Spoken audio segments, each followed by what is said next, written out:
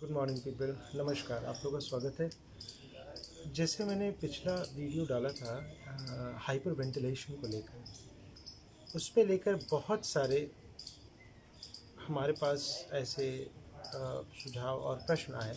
खासतौर से वो पोस्ट में कमेंट्स के ना द्वारा बल्कि पर्सनल मैसेजेस के आने लगे। और उसमें एक बहुत ही इंटरेस्टिंग क्वेश्चन था जिसमें मुझसे कहा गया कि श्याम, एक चीज़ बताइए, अगर अगर ऑक्सीजन लेवल कोई भी ऐसे ब्रीदिंग टेक्निक हम करते हैं तो इससे ऑक्सीजन लेवल जो है वो कम होता है, उससे बढ़ने से यानी फ़ायदा होता है। तो ये चीज़ मुझे जो समझ में आई, जो शायद मैं उस दिन भी बताना चाह रहा था, कि हाइपर वेंटिलेशन, ऑक्सीजन 100% होना और हमारी नीड टू ब्रीथ, सांस लेने की जो हमारी नीड है, इन तीनों को चीज़ों को थोड़ा समझना ज़रूरी है। हाइपर वेंटिलेशन का अर्थ है कि बॉडी में आपने कार्बन डाइऑक्साइड लेवल को बहुत कम कर दिया, बहुत सारे कार्बन डाइऑक्साइड को आपने एक्सेल कर दिया। ऑक्सीजनेशन की अगर आप बात करें तो एक हेल्दी पर्सन की बॉडी में 99-98% मैक्सिमम देखा गया है कि ऑक्सीजन लेवल ऑलरेडी मेंटेन रहता है। तो उनका तर्क, तो ऐसे लोगों पे यूजुअली ये तर्क आया कि अगर ऑक्सीजन 100% है तो फिर ये ब्रीदिंग टेक्निक्स करके फ़ायदा क्या है। टू एक्सप्लेन दिस कॉन्सेप्ट मैं आपको एक एग्जांपल दूंगा। एक मेथड है that is called Wim Hof method. There is this guy Wim Hof जिनका नाम है, जिन्होंने एक breathing, basically it's a pranayama breathing with a specific kind of exhalation that is called the Tummo breath exhalation। इन दोनों को mix करके एक specific type of breathing बनाया है। द होल पॉइंट इज़ कि एवरी टाइम वो 3 सेट्स रिकमेंड करते हैं, 3 बार आपको ब्रीथ सेट्स में ब्रीदिंग करना है और हर सेट में आप 30 टाइम्स ब्रीदिंग करते हैं और ब्रीद आउट होने देते हैं, ब्रीद इन ब्रीद आउट होने देते हैं। You do it 30 times till the time आपके हाथ में सेंसेशन, झुंझुनी वगैरह शुरू होना होता है। तो जब भी इन सभी चीज़ों को पल्स मीटर, कार्डियक मीटर, इन सभी से से चेक किया गया, ईसीजी वगैरह से, तो हमेशा ये पाया गया कि ऐसे लोगों की बॉडी में तो ऑलरेडी ऑक्सीजन 100% होता है। ज़्यादा ऑक्सीजन होने पे क्या होता है? तो ज़्यादा ऑक्सीजन होने पे, जैसे मैंने लास्ट टाइम कहा था कि hyper oxygenation is a state of stress, और ऐसे स्ट्रेस होने के कारण बॉडी जो है वो ऑक्सीजन, क्या कार्बन डाइऑक्साइड का जो रोल होता है, कार्बन डाइऑक्साइड के ऑप्टिमम लेवल ये डिफाइन करता है कि आपके बॉडी में कितना ऑक्सीजन आपके ब्लड स्ट्रीम में मूव कर सकता है। तो बहुत ज़्यादा ऑक्सीजन होने के कारण your body somehow becomes in a state of extreme stress. But इस ब्रीदिंग का सबसे जो लास्ट टाइम होता है, when you take your last breath, then you hold it for how long, जितना हो सके। तो यूजुअली कहा गया 1 मिनट, 1.5 मिनट और वॉट एवर।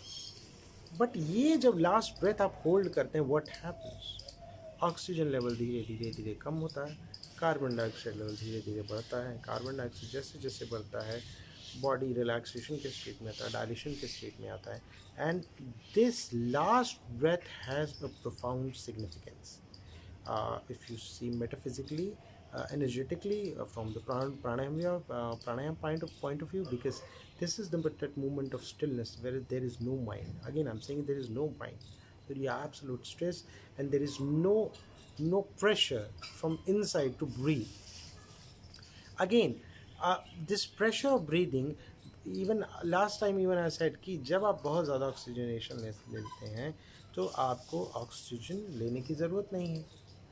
मगर एक चीज़ समझें कि ये हम लोग जो सांस लेते हैं, सर्वांगीण सांस लेते हैं, इस ये इच्छा इसलिए होती है क्योंकि आपके बॉडी, शरीर में जो एक्सेस कार्बन डाइऑक्साइड उसको थ्रो करना चाहता है। तो वो जो लास्ट गैस पाता है जब आप होल्ड करते हैं ब्रेथ को, वो उसी के कारण होता है। Okay, so if you haven't tried it, आप विम हॉफ ब्रीदिंग को ट्राई कर सकते हैं। इसका डिप्रेशन, मूड स्विंग्स, ऐसे वैसे केसेस में बहुत ज़्यादा बेनिफिट है। And that too even physical level पे, अगर इसको कोल्ड शावर के साथ अगर मिला दिया जाए, ठंडे पानी के से अगर हल्का सा नहाया जाए इसके बाद, तो इसका असर बहुत ही ज़्यादा होता है। क्यों होता है? तो ऐसे समझिए, जब भी आप कोई योगा प्रैक्टिस या कोई भी ऐसा तरीका करते हैं तो व्हाट हैपन्स एग्जैक्टली, बॉडी में ऑक्सीजन का और कार्बन डाइऑक्साइड के बैलेंस के कारण बॉडी में ब्लड सर्कुलेशन बढ़ता है, और ये प्रूवन है हीट इन्वॉल्व होने पे बॉडी पे जो भी होता है, तो ये हीट मैक्सिमम हमारे चेहरे पे नज़र आता है, स्किन पे नज़र आता है। तो ब्लड का जो फ्लो है आपके पेरिफेरल्स पे बहुत ज़्यादा होता है, यानी हाथ पाँव में ज़्यादा होता है।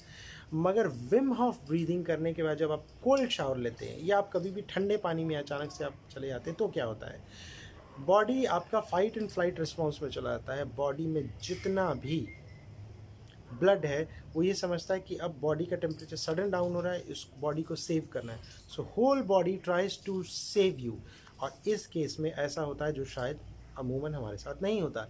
पूरा ब्लड सर्कुलेशन हमारे स्पाइनल कॉलम के वर्टिब्रास की तरफ मूव करता है, and the moment it moves it, जितने भी ग्रैनुलर सिस्टम से ग्लैंड से हमारे, they get engrossed with lot of blood supply. और जैसे आप कोल्ड शावर से निकलते हैं, फिर से ये ब्लड सर्कुलेशन कोर से बाहर की तरफ फ्लश होता है, and this is amazing because इस तरह का मोशन बॉडी में ब्लड फ्लो का यूजुअली नहीं होता है। Due to this fact only Wim Hof method has been proven to give some extra abilities to person. Like Wim Hof usually takes his seminars and boot camps, workshops, where people are trained to climb a snowy mountain in their shorts, and even he has he has run for उन्होंने पूरा Sahara desert जो है वो पैदल सिर्फ shorts में run किया है। तो this extra human capabilities usually comes from there. So this is amazing. अगर आपने अभी तक ट्राई नहीं किया, इसको ज़रूर जाएं, यूट्यूब पे सर्च करें विम हॉफ मेथड। आज के लिए इतना ही, आपका दिन शुभ हो।